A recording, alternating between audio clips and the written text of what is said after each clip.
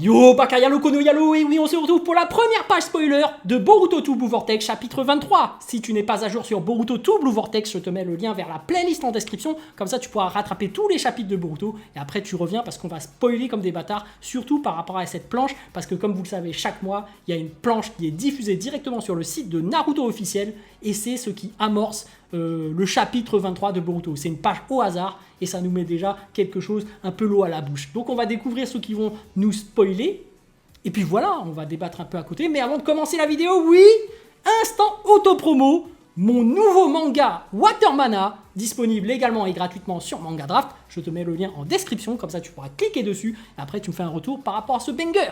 Je le répète, mon nouveau manga Watermana, disponible également et gratuitement sur Manga Draft. Lien en description. Bref, on va se regarder cette première page, hein, parce que voilà, on a envie de savoir un peu ce qui va se passer. Est-ce qu'on aura plus d'éléments? Eh bien c'est parti, je me décale. Et ce qu'on peut voir déjà, c'est que Boruto est en plein combat et qu'il a des hématomes sur le visage. Donc il est déjà blessé, il est mal en point. Et on sait qu'il est en train de combattre Jura qui est là. Et on sait très bien que précédemment, il avait mis un Rasengan.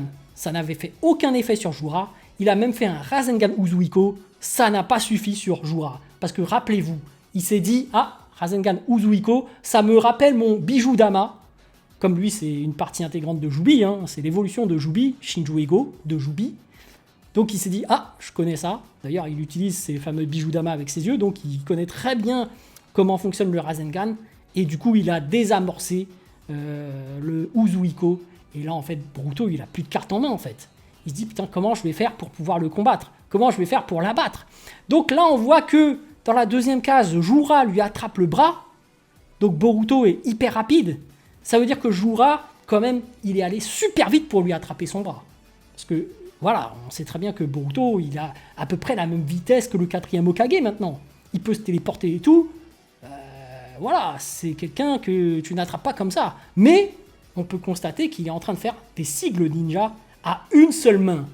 Et ce qui se passe après, c'est qu'il utilise la fameuse technique de Kakashi, le Raiton Purple, donc violet. Donc l'électricité, élément, on sait que voilà, c'est l'élément de Sasuke, de Kakashi. Et on sait très bien que Boruto, c'est le disciple de Sasuke. Et c'est pour ça qu'il a fait ses sigles à une main. C'est parce qu'on se rappelle que Sasuke aussi le faisait à une main.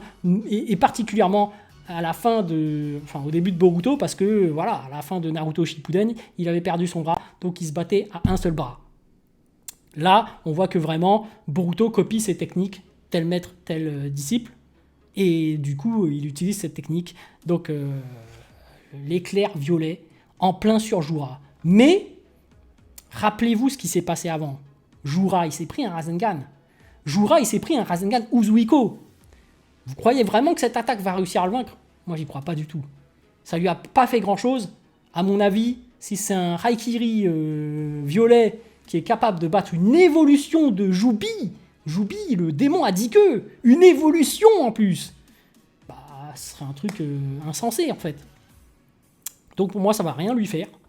Mais on voit tout de même que dans la case d'en dessous, dernière case, Jura est quand même perturbé, ça l'a un peu paralysé. Je pense que c'est ça, mais évidemment, le combat suit son cours, et je pense que vraiment Boruto, il va être mis à mal. Hein.